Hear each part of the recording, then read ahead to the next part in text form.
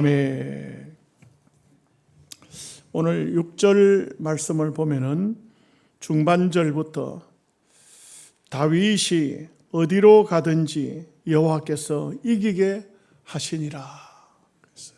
이 말씀 주제로 해가지고 하나님을 의지하여 이기는 삶이라, 이런 주제로 말씀을 드리고자 합니다.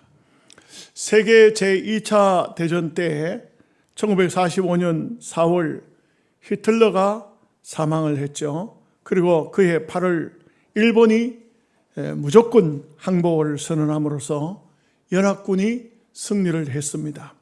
그런데 여기에는 특별한 계기가 하나 있습니다.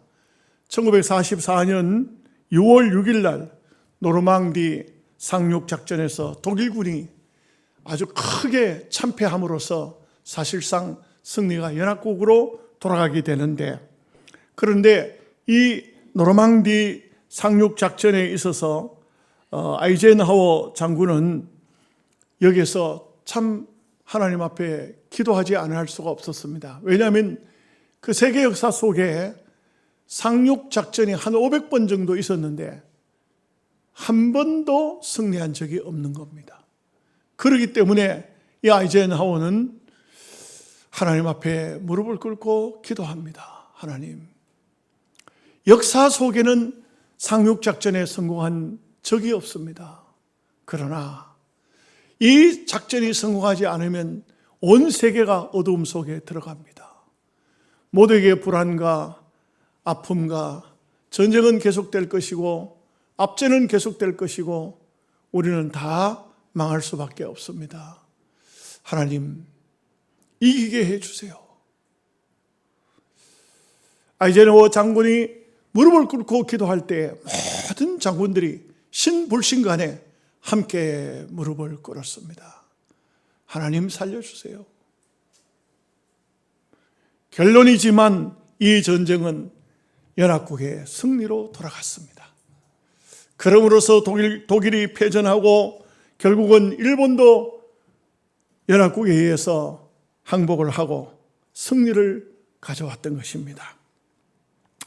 아이젠하워는 하나님께 감사했으며 하나님, 인류의 평안을 주셔서 감사합니다, 이렇게 했던 것을 알 수가 있습니다.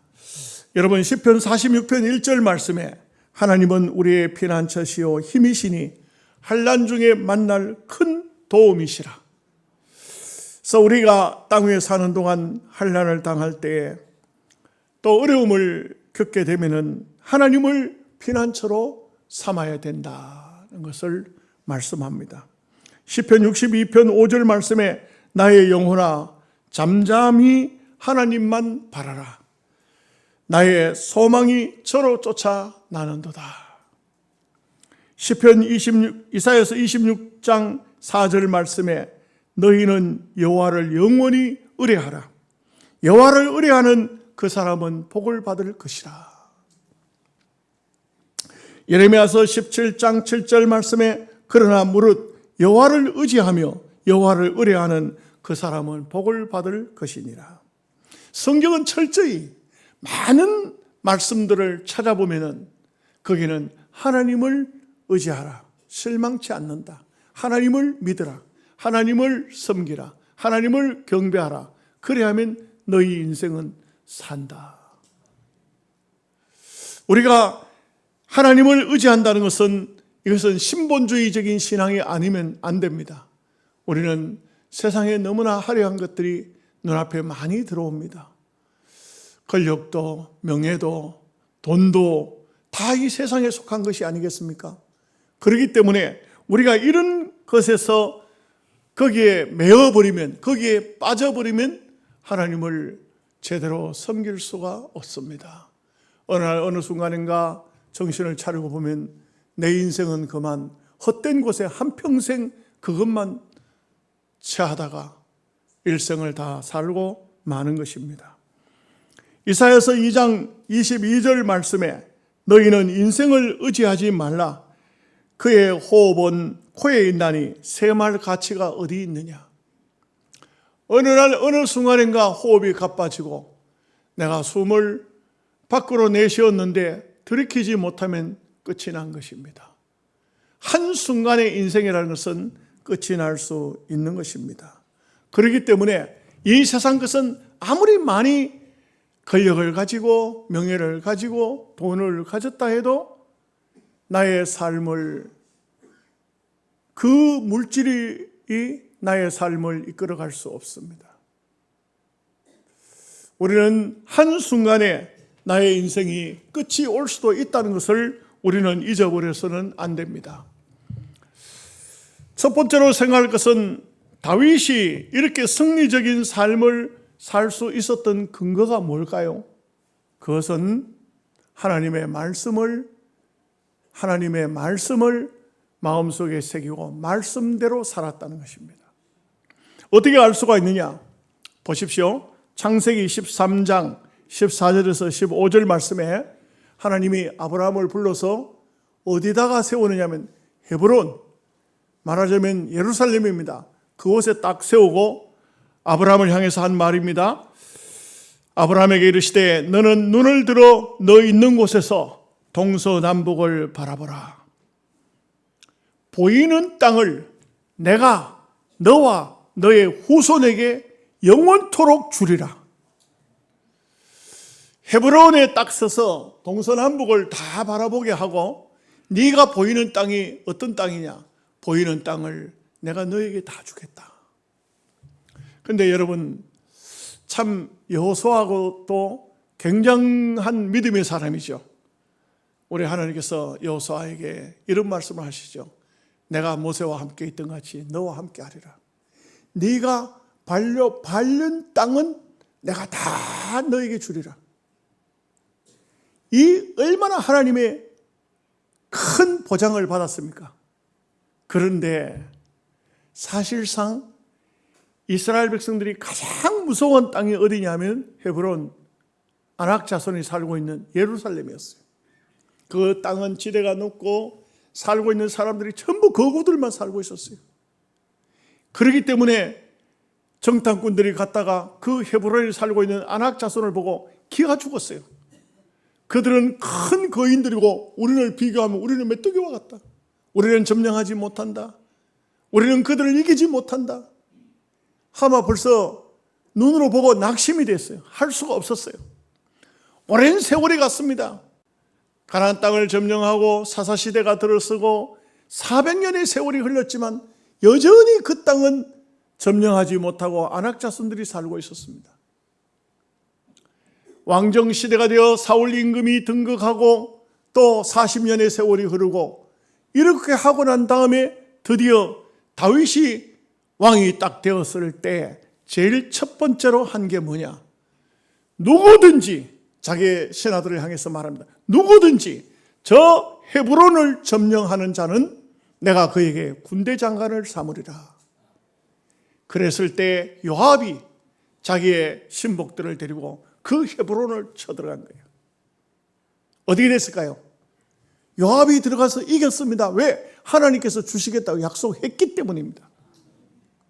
요압이 그 땅을 차지하고 다윗은 이스라엘의 임금이 됩니다. 그리고 그 성을 이름을 다윗성이라 이렇게 했어요. 훗날 사람들이 그곳에 성전이 있었기 때문에 시온성이라고 부르죠. 다윗성이 됐습니다.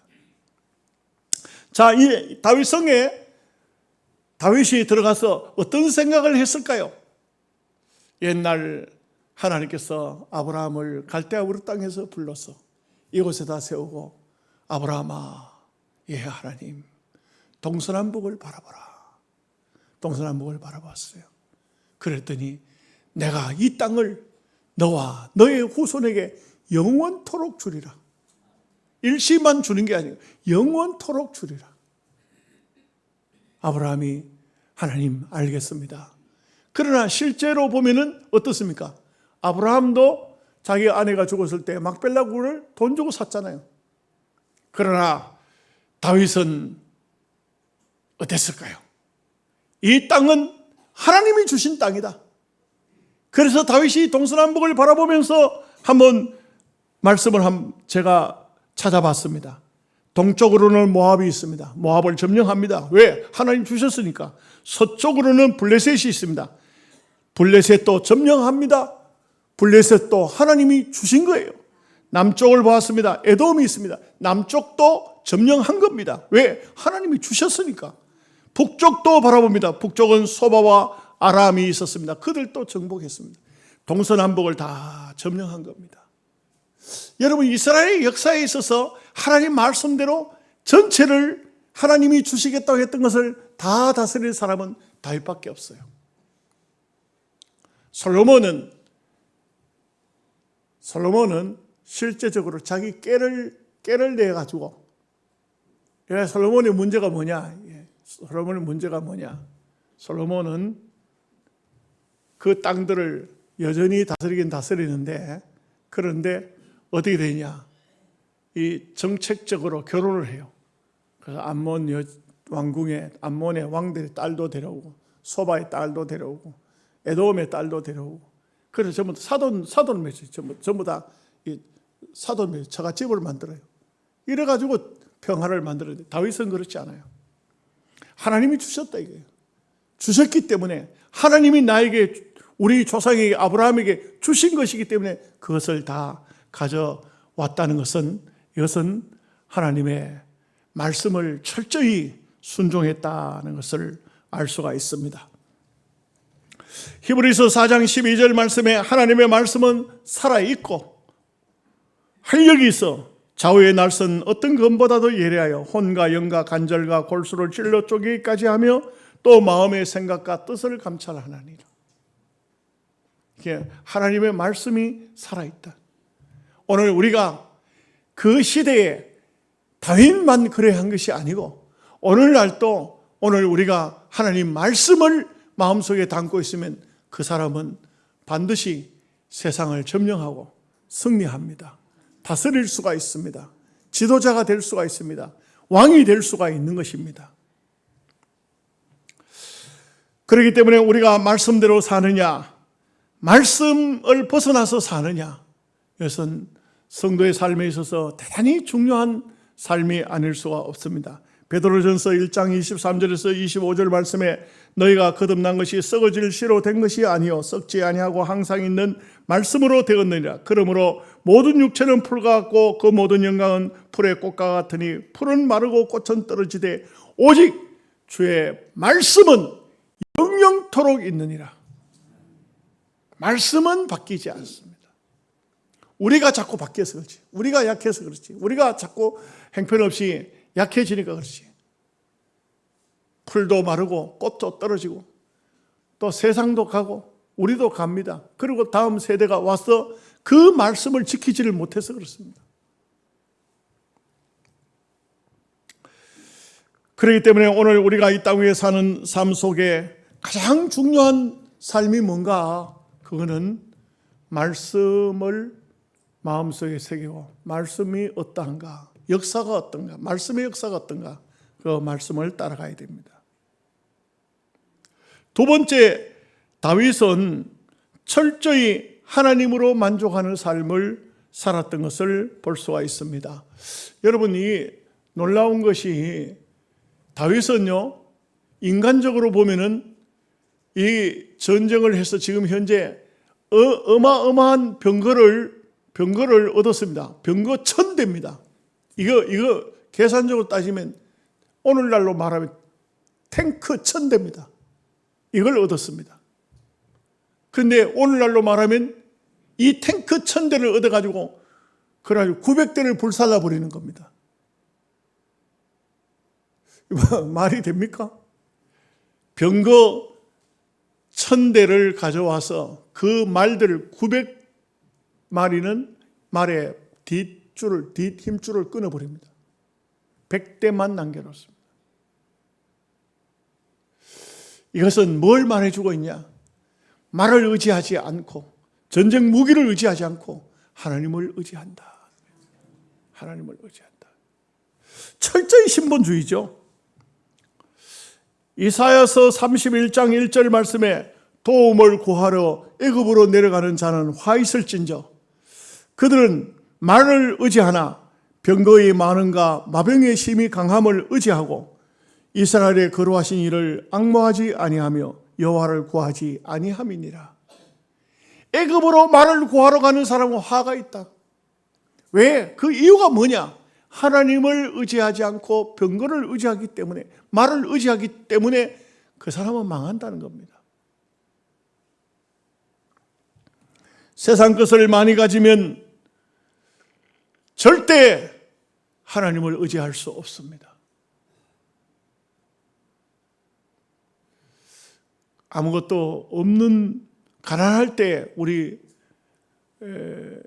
신앙의 선배들이 가만히 깔고 이 전기불도 없고 호롱불 들고 신앙생활 할 때 그때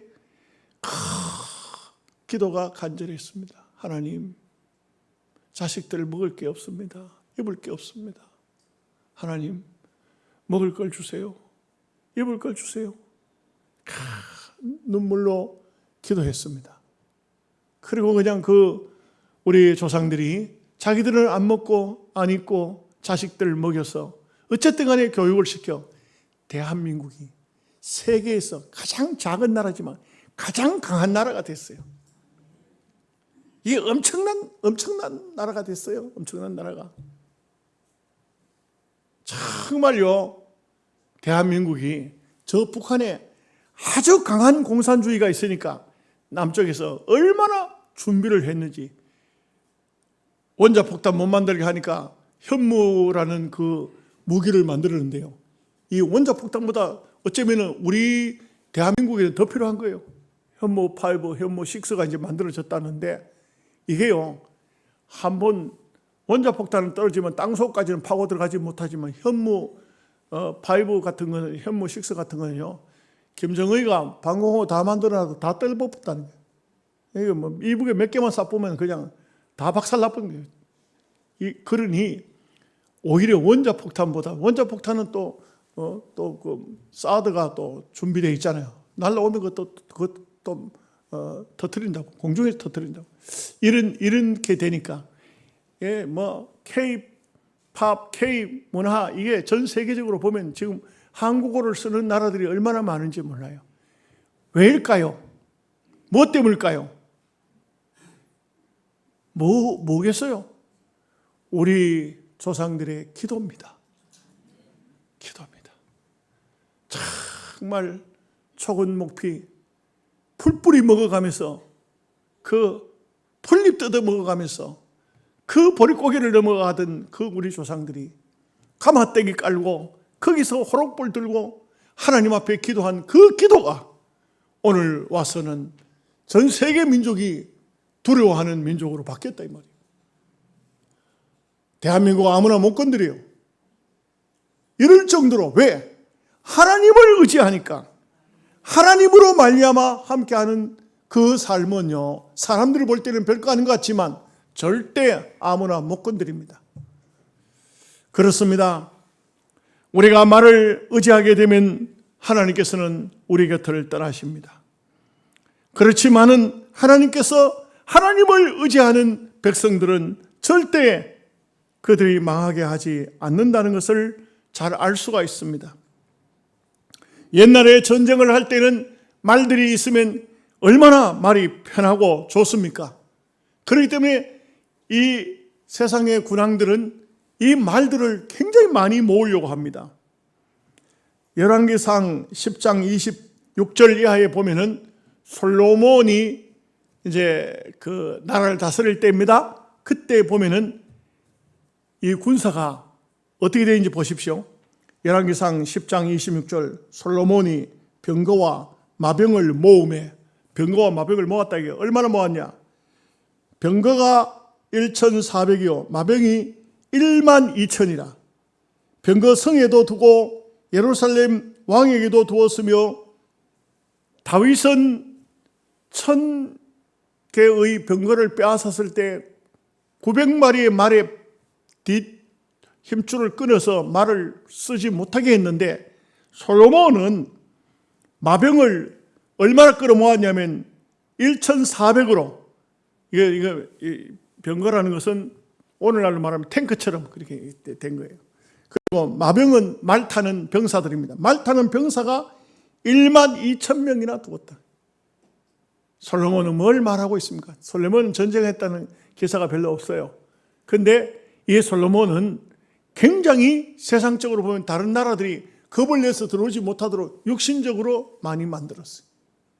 다윗은 육신적으로 보면 아무것도 없어 보이는데 하나님이 적재적소에 돕는 사람을 다윗의 곁에 두게 하시고 하나님이 전쟁을 하나님이 하신 겁니다. 그래서 성경은 오늘 말씀처럼 여호와께서 이기게 하시니라. 어디로 가든지 이기게 하시니라. 참 이게 신기한 일입니다. 옛날 소국 때에 나라들끼리 싸우죠. 이게 한 50% 이상만 이겨도 잘 이기는 거예요. 질 때도 있고 이길 때도 있고 우리도 옛날에 어쩌다가 중국 한번 이기면 난리 나잖아요.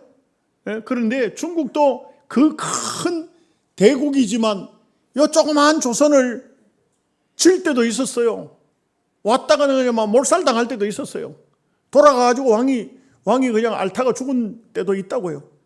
그런데 다윗 시대는 한 번도 졌다는 기록이 없어요.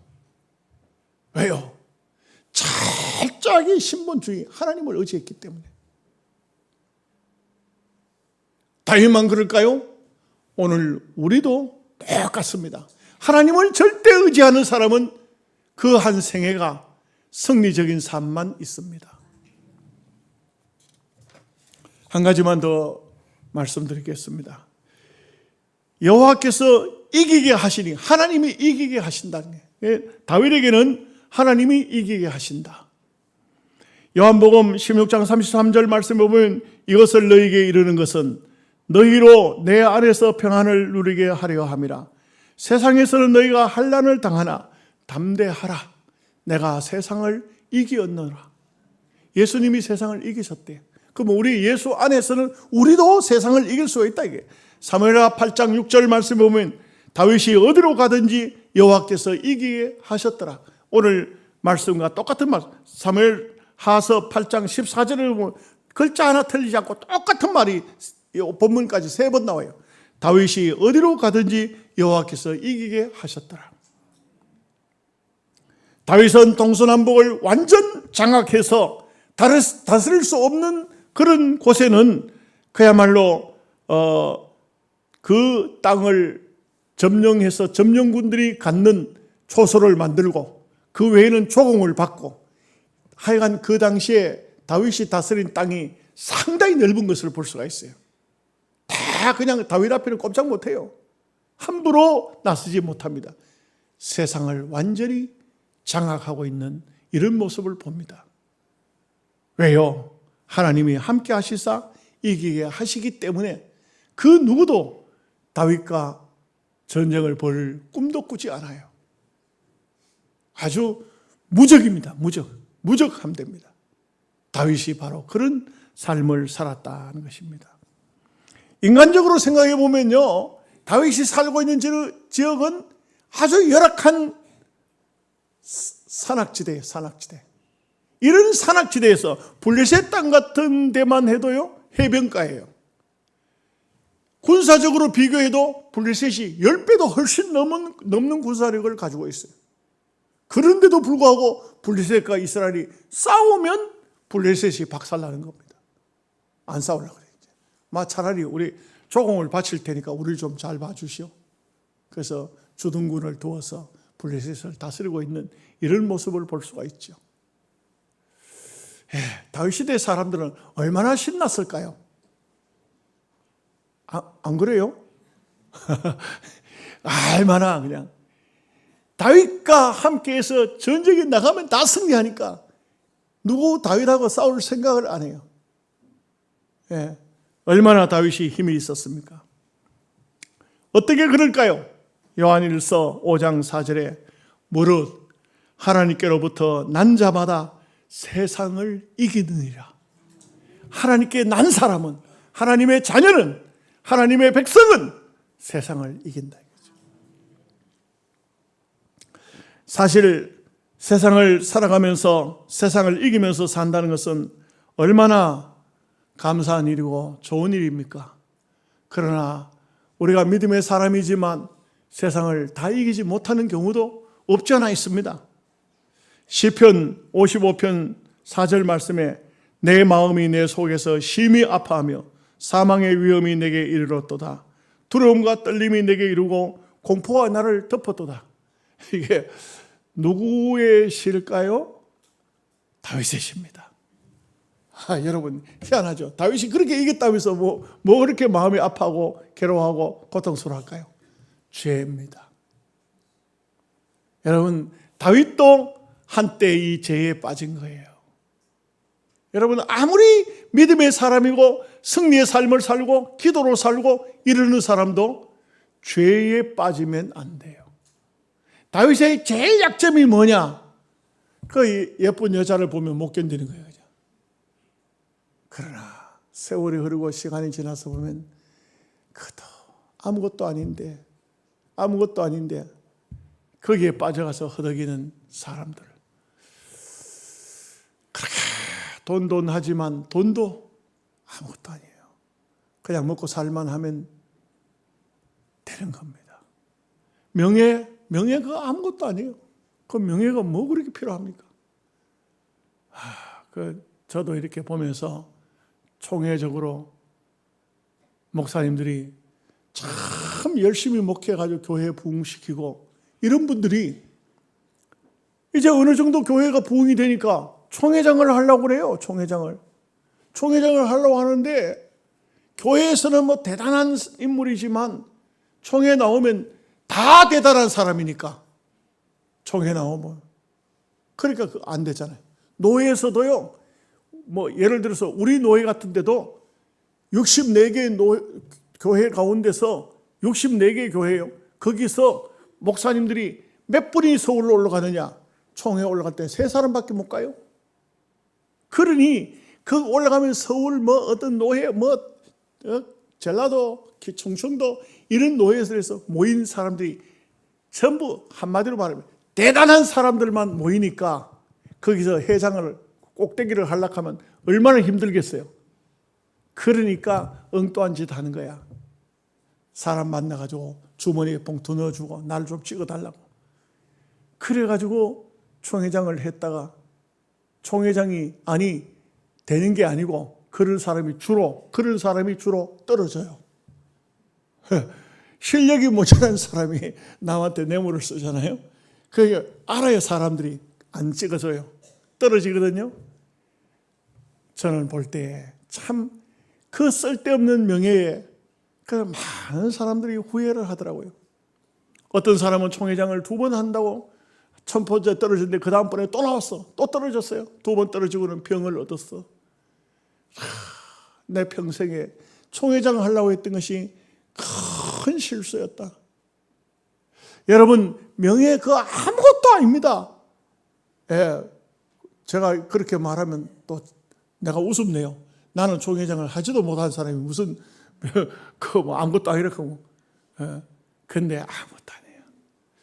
명예도 건세도 물질도 여러분 아무것도 아닙니다. 때가 되면 다 지나가는 거예요. 그래서 우리에게 분명한 것은 하나님을 마지막까지 끝까지 의지하고 하나님의 말씀을 내 가슴 속에 새기고 하나님이 이기게 하시면 이기는 삶을 살고 얼마나 복되고 아름다운 삶입니까?